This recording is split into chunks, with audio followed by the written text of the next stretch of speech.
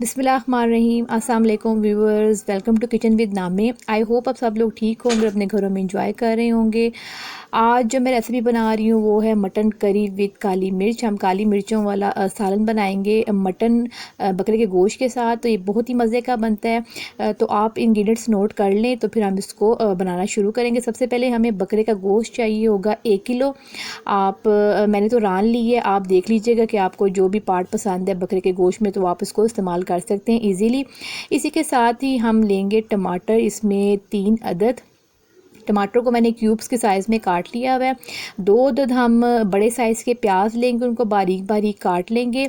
इसके अलावा हम 1 टेबल स्पून गरम मसाले का लेंगे भर के। इसके अलावा हम काली मिर्चों का सालन बना रहे हैं, ग्रेवी बना रहे हैं, तो वो हमें 1 टेबल स्पून चाहिए होंगी पिसी हुई। इसी के साथ ही हमें ड्राई पाउडर मसाला में नमक एज़ पर टेस्ट है। रेड चिली पाउडर हम लेंगे 1 टीस्पून, हल्दी पाउडर लेंगे 1 टीस्पून और धनिया पाउडर हम लेंगे इसमें 1 टीस्पून। इसी के साथ ही जिंजर और गार्लिक का पेस्ट है वो हम 1 टेबल स्पून लेंगे।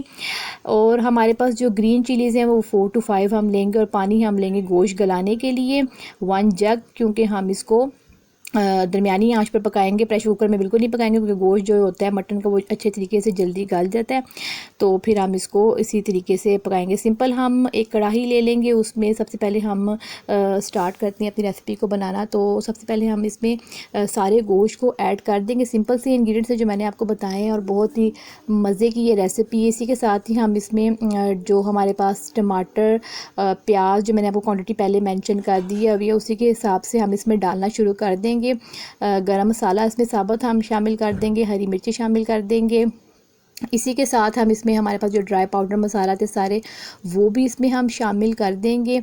अब हम इसमें डाल देंगे जिंजर और गार्लिक का पेस्ट।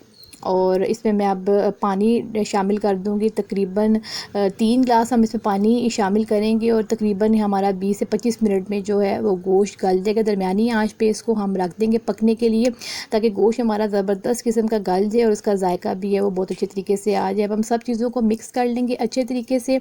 और इसमें हम ऑयल डाल देंगे, तकरीबन ½ कप हम ऑयल लेंगे, क्योंकि ऑयल मैं इसलिए साथ इसमें डाल रही हूँ ताकि हमारे जो सारे मसाले वगैरह वो अच्छे तरीके से इसी के साथ ही तैयार हो जाए। अब मैं इन सब चीज़ों को ढक के चूल्हे पे रख दूँगी गलने के लिए, ताकि हमारी सब चीज़ें ये अच्छे तरीके से गल जाएँ। इसी के साथ ही मैं काली मिर्चों को भी पीस लूँगी, जो कि आप देख रहे हैं कि मैंने इनको अच्छे तरीके से ग्राइंड कर लिया हुआ है। और ये हमें चाहिए होगी 1 टेबल स्पून, क्योंकि हम काली मिर्चों के साथ ही सालन को बना रहे हैं जो कि बहुत ही मज़े का, बहुत ही जायकेदार बनता है। अब 20 से 25 मिनट हो चुके हैं। अब हम ढक्कन को मैंने हटाया था, लेकिन इसमें भी पानी मौजूद है, तो हम इसका पानी थोड़ा सा और रिड्यूस होने देंगे। गोश्त हमारा तकरीबन बहुत ही अच्छा किस्म का गल चुका हुआ है, क्योंकि ये तो मटन है, बीफ हो तो उसमें थोड़ा आपको ज़रा टाइम लगेगा। तो आप उसको 40 से 50 मिनट के लिए गलने के लिए रख दीजिएगा। अब हमारे पास जो मटन था वो बिल्कुल गल चुका हुआ है। अब मैं इसको सिंपल इसका पानी ही खुश करूँगी, ताकि जो इसकी ग्रेवी है वो अच्छे तरीके से तैयार हो जाए। अब मैं इसको दोबारा ढकना दे दूँगी इस पर, ताकि इसका पानी अच्छे तरीके से खुश्क हो जाए। फिर हम इसको अच्छे तरीके से भून लेंगे और हमारे जो सालन में आखिर में हम इसको डाल देंगे काली मिर्चें, और इसको फिर हम प्रेजेंट कर लेंगे। अब आप देख रहे हैं कि मैंने इस पर ढक्कन रख दिया हुआ है और पानी आप देख रहे हैं कि रिड्यूस हो चुका हुआ था। 10 मिनट बाद मैंने खोल के देखा है तो पानी हमारा तकरीबन सारा रिड्यूस हो चुका है। जो सारे साबुत मसाले थे वो भी आप देख रहे हैं कि इतने अच्छे तरीके से ब्लेंड हो चुके हैं। इसमें अच्छी सी ग्रेवी तैयार हो चुकी हुई है। इसकी करी आप देख रहे हैं बहुत ही ज़बरदस्त किस्म की, इसका ऑयल भी आ चुका हुआ है ऊपर। इसका मतलब है कि हमारा जो ये सालन है बिल्कुल तैयार है। इसको मैंने डिश आउट कर ली है, हरी मिर्चों से मैंने इसको गार्निश ही की है इसकी। और इसमें मैंने काली मिर्चों का पाउडर जो है वो मैंने स्प्रिंकल कर दिया था एंड पे। आप देखने के साथ मैंने रखी हुई हैं, जिसको ज़रूरत हो तो वो बाद में भी डाल सकते हैं। अब आई होप आपको मेरी ये रेसिपी पसंद आई होगी। आप लाजमी इसको ट्राई कीजिएगा। ये नान, पराठे और चपाती के साथ तो बहुत ही मज़े की लगती है।